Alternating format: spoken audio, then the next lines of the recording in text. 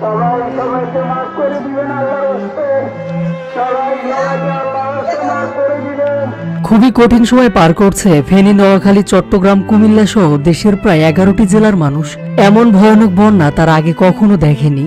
বাড়িঘর ডুবে সব শেষ। সবার সহযোগিতায় আশ্রয়ে এসে কোনো রকম বেঁচে থাকার চেষ্টা করছে সেখানকার মানুষ। বন্যা কবলিত মানুষদের জন্য মন কাঁদছে পুরো দেশের মানুষের, যে যার জায়গা মতো চেষ্টা করছে সাহায্য করার জন্য। এর মধ্যে আজকে ছিল শুক্রবার, জুমার দিন, আর তাই পানির মধ্যে নামাজ আদায় করতে হয়েছে তাদেরকে।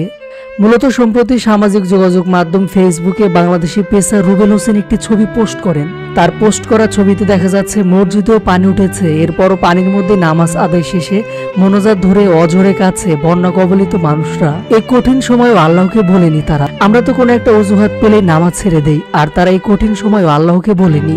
ছবিটি শেয়ার করে ক্রিকেটার রুবেল হোসেন লেখেন, মালিক একজন, তিনি হলেন মহান আল্লাহ তাআলা। হে আল্লাহ, আপনি আমাদের ক্ষমা করে দিন, আপনি এই বিপদ থেকে আমাদের রক্ষা করেন।